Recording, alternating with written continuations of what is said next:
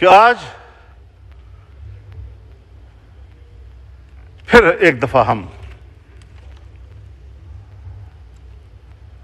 بارود اور میزائل اور نشانے پہ ہیں. ہم نے بہت خون دے دیا ہے. ہماری قوم بہت قربانیاں دے چکی ہیں. ہمیں قربانیوں کا احترام ہے، لیکن قوم نے جو قربانیاں دی ہیں، نہت تھی قوم نے کہ ہم ان کا دفاع نہیں کر سکتے. ہمارے پاس صلاحیت و استعداد ہی نہیں ہے.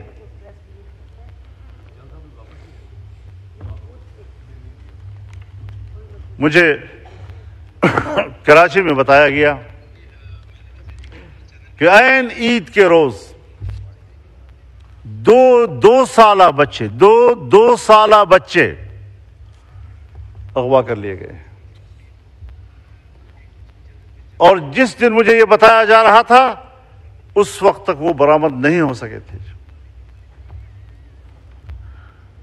کہاں گئی انسانیت؟ کس کو آپ انسانیت کا درس دینا چاہتے ہیں؟ انسان تو یہ کچھ کر رہا ہے. اس انسانیت کی رہنمائی کے لیے کون سا نظام ہوگا جو مجھے روشنی دے سکے اسلام سے پہلے کے معاشرے کو، اسلام سے پہلے کے دور کو؟ آج 1400 سال گزرنے کے بعد بھی ہم دور جاہلیت کہتے ہیں. اگر اس وقت اللہ کے دیے ہوئے نظام سے مبرہ ہو کر اپنی حیوانی خواہشات کے تحت زندگی گزارنے کو زمانہ جاہلیت سے تعبیر کیا جا سکتا ہے، تو آج بھی اس طرح کی سوچ کو میں جاہلیت سے تعبیر کرتا ہوں. یہ قطر قوم کی رہنمائی کرنے کی صلاحیت نہیں رکھتے.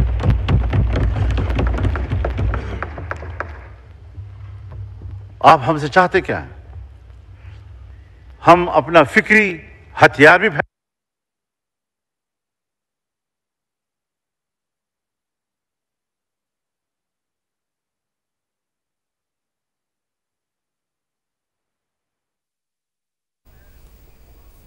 قومی اسمبلی کا اجلاس مولانا فضل الرحمان اظہار خیال کر رہے ہیں. انہوں نے کہا ہے کہ معیشت کو بہتر کرنے کے لیے پرامن ماحول ہونا ضروری ہے. حکومت نے خود بتایا بجٹ کے پیچھے IMF ہے. بدقسمتی سے ہم نے منفی GDP گروتھ کے بجٹ بھی دیکھے.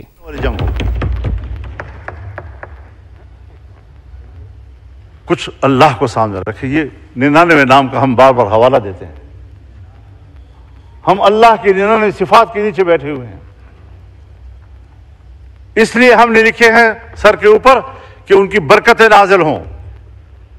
لیکن جو کرتوت ہمارے ہیں، جو ہم کر رہے ہیں، جو انہی ناموں کے نظام کے ساتھ کر رہے ہیں، اس کے بعد ہم اس کی برکات کے منتظر ہوں گے یا اس کی پھٹکار کے منتظر ہوں گے. کچھ تو احساس ذمہ داری ہونا چاہیے کہ ہم کدھر جا رہے ہیں.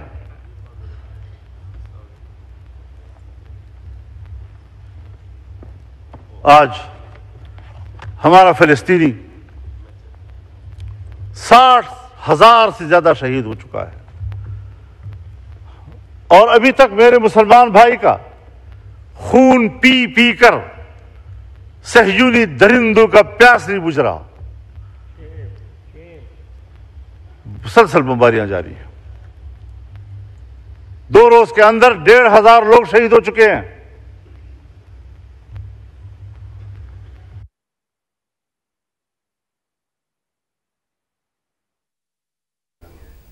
مولانا فضل الرحمان اظہار خیال کر رہے ہیں. انہوں نے کہا کہ فلسطین کے اندر 60,000 کے قریب جو ہے وہ مسلمان شہید ہو چکے ہیں. تمام مسلمانوں کو اب ایک ہو جانا چاہیے. اسرائیل کے مسلمانوں کے خلاف بربریت اس وقت جاری ہے. انہوں نے اپنے بجٹ کے حوالے سے بھی بات کی. رپورٹ نہیں ہے. انہوں نے اگر کوئی وہاں پر پریس ٹاک کی ہو میرے علم میں نہیں ہے، لیکن میں ایک سیاسی کارکن کے طور پر یہ تجزیہ کر سکتا ہوں کہ اس نے ضرور کہا ہوگا کہ انڈیا پاکستان کے درمیان جنگ نہیں ہونی چاہیے. اس نے ضرور یہ کہا ہوگا کہ ایران اور اسرائیل کے درمیان جنگ نہیں ہونی چاہیے، اور اس نے کبھی نہیں کہا ہوگا کہ اسرائیل فلسطینیوں پر بمباری بند کر دے۔ یہ 3 جملے میرے پاس ہیں کہ ادھر سے انڈیا پاکستان جنگ کی بات ہوئی ہوگی، اسرائیل اور ایران کے جنگ کی بات ہوئی ہوگی، اور کبھی بھی فلسطین کے حوالے سے ٹرمپ نے بات نہیں کی ہوگی۔ کیوں یہ امتیاز بڑھتا جا رہا ہے؟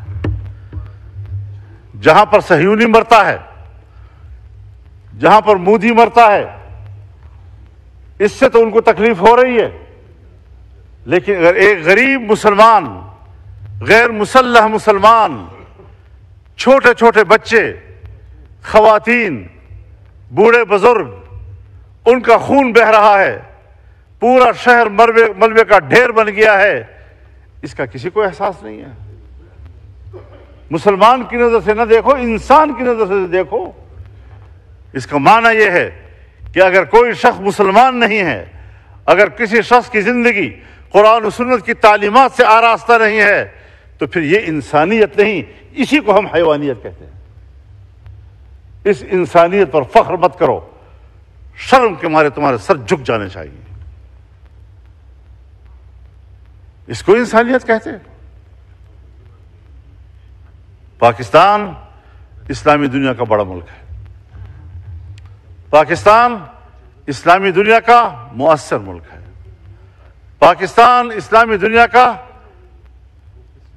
طاقتور دفاعی قوت ہے، پاکستان اسلامی دنیا کا ایٹمی طاقت ہے، پاکستان کے اندر وہ تمام صلاحیتیں موجود ہیں کہ وہ امت مسلمہ کی قیادت کرے۔ اور ہم ہیں کہ ملک کے داخلی صورتحال میں بھی ہم دفاعی پوزیشن میں ہیں، اور خطے کی صورتحال میں بھی ہم دفاعی پوزیشن میں ہیں۔ قیادت خاک کریں گے ہم۔ یہی پیغام اس پارلیمنٹ سے امت مسلمہ کو جانا چاہیے، OIC کو جانا چاہیے۔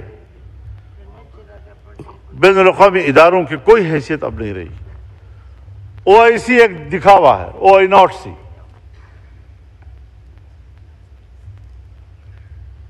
سلامتی کونسل 5 بڑے ممالک، ترقی یافتہ ممالک کی منوپلی ہے۔